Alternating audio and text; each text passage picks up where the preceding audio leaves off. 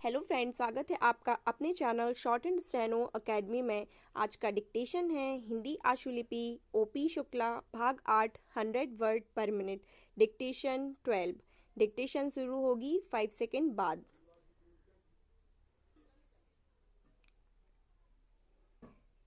Start. सभापति महोदय, राष्ट्रपति जी के अभिभाषण पर जो धन्यवाद का प्रस्ताव सदन के सामने प्रस्तुत है, उसका समर्थन करने के लिए मैं खड़ा हुआ हूँ।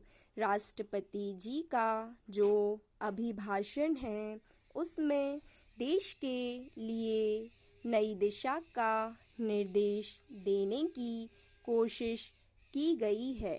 राष्ट्रपति का अभिभाषण देश को नई दिशा देने की दिशा में बहुत ही उचित कदम है।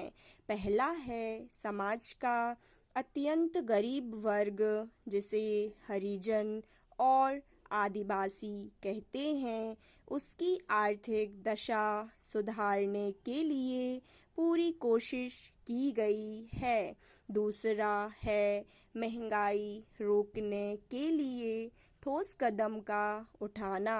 और तीसरा है जनता पार्टी की पैदा की गई स्थितियों को पूर्ण रूप से समाप्त कर शांति स्थापित करना। चौथा है आर्थिक स्थिति को मजबूत करना।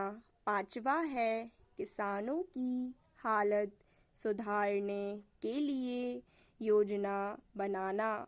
और छठा है नेहरू जी की विदेश नीति का अनुसरण। इन 6 मार्गों में राष्ट्रपति के अभिभाषण को बांट देंगे तो देखेंगे कि इससे अच्छा दिशा निर्देश और दिया ही नहीं जा सकता था।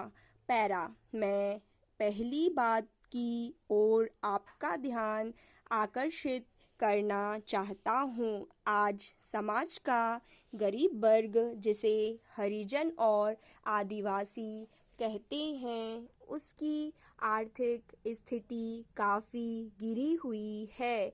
आज आप उस गांव में जाएं जहां हरिजन और आदिवासी रहते हैं, तो उनकी आर्थिक दशा और उनका रहन सहन देखकर आप यह महसूस करेंगे कि यह तो आदमी के रहने के घर नहीं है, बल्कि पशु के रहने का घर है।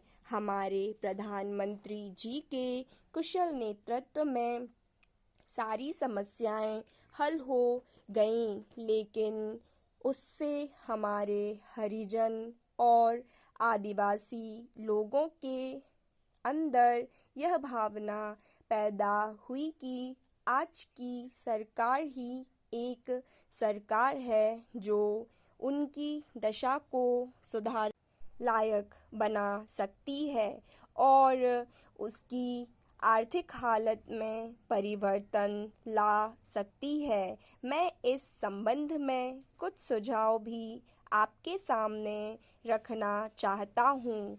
आप जानते हैं कि 20 सूत्री कार्यक्रम के अंतर्गत हरिजन और आदिवासी को कुछ जमीन दी गई थी, परंतु लोक दल तथा अन्य सरकार के ज़माने में उनकी वह ज़मीन जो उनसे छीन ली गई थी, उनको फिर से उस पर बसाने की कोशिश की जाए।